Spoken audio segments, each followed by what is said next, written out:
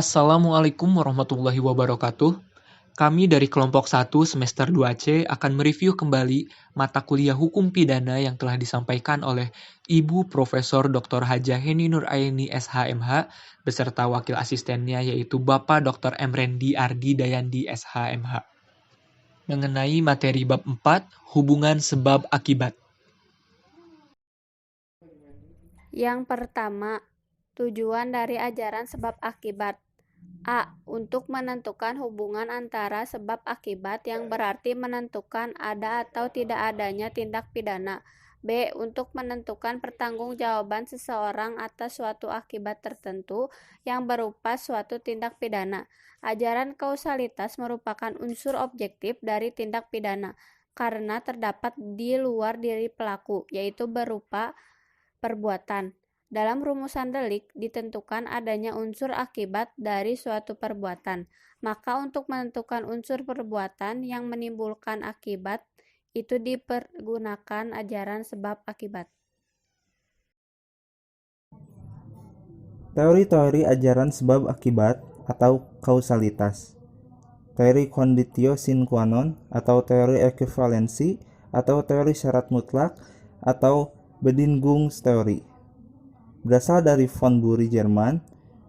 Tiap syarat adalah sebab, dan semua syarat mempunyai nilai sama. Karena apabila satu syarat tidak ada, maka akibatnya akan lain. Baik syarat positif maupun syarat negatif sama-sama sebagai penyebab timbulnya akibat. Sehingga, jika salah satu syarat tidak terpenuhi, maka akibat konkretnya lain pula. Kebaikan teori ini adalah mudah diterapkan, tetapi menimbulkan masalah karena terlalu luas lingkup berlakunya pertanggungjawaban pidana. Kesulitan teori ini adalah terlalu membentang ke belakang sehingga tanpa batas. Selanjutnya teori individualisasi, yaitu mengadakan pembatasan antara syarat dengan sebab secara pandangan khusus atau mengindividualisasi, yaitu secara konkret mengenai perkara tertentu saja, dengan mengambil pendapat sesudah kejadian atau post factum. Dalam menentukan akibat dari sebab dilihat dari rangkaian syarat itu sendiri-sendiri.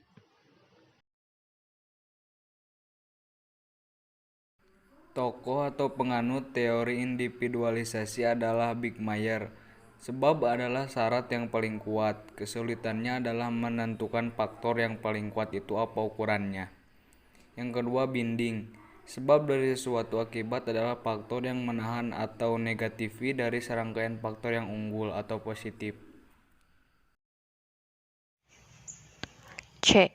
Teori generalisasi.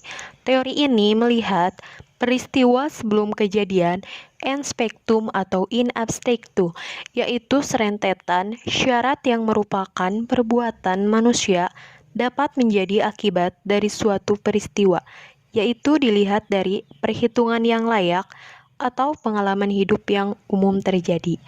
Menurut teori ini, harus dicari sebab yang sama, adekuat, untuk dapat menimbulkan akibat YBS. Oleh karena itu, seseorang ini disebut teori adekuat. Ukuran dari teori ini adalah keadaan atau kebiasaan sehari-hari dari kejadian yang muncul. Persoalannya adalah apa yang menentukan bahwa sesuatu sebab itu layak atau cocok untuk menimbulkan akibat.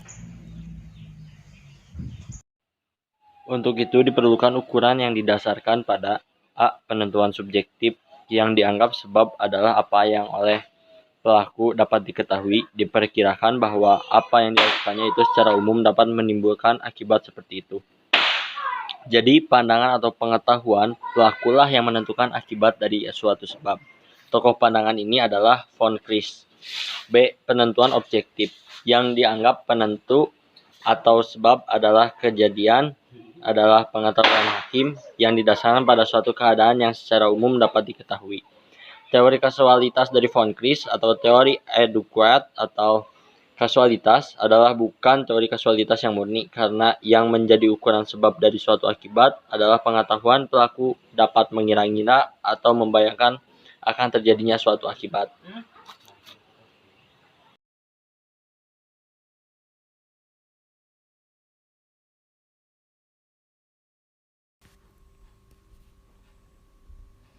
Tinjauan terhadap teori kausalitas. Dari teori-teori ini tentang kausalitas, yang dianggap paling mendekati kebenaran adalah teori adekuat atau kausalitas. Tetapi untuk menggunakan teori ini perlu mendapatkan penambahan, yaitu adanya unsur kesalahan dari pelaku dalam melakukan perbuatan atau kegiatannya. Oleh karena itu, teori dari von Kris ini dianggap sesuai dengan jiwa hukum pidana, yaitu dapat melindungi kepentingan hukum terhadap perbuatan yang hendak memperkosanya. Atas dasar itu, hukum pidana harus membuat pagar atau aturan mengenai tindakan atau perbuatan yang mendatangkan kerugian. Kelemahan teori ini adalah terlalu banyak menggunakan istilah yang tidak terang atau kurang jelas, seperti kata-kata kadar, biasanya, pengalaman manusia pada umumnya, dan lain-lain.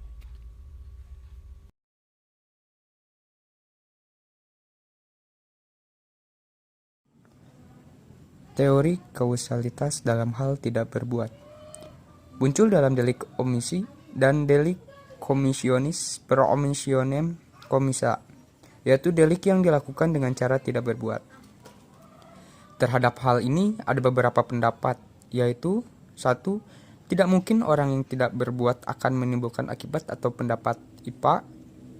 Pendapat ini tidak dapat dipergunakan dalam IPS, khususnya ilmu hukum pidana.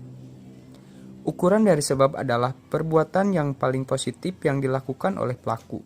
Sebab adalah sesuatu yang dilakukan, jadi teori ini juga tidak dapat diterima dalam hukum pidana, karena bukan yang paling positif yang menjadi ukuran, melainkan yang ada hubungannya antara sebab dengan akibat.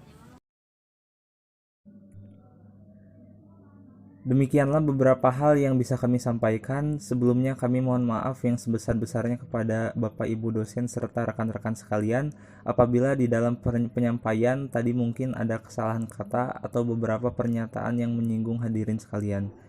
Kami dari kelompok 1 mengucapkan banyak-banyak terima kasih.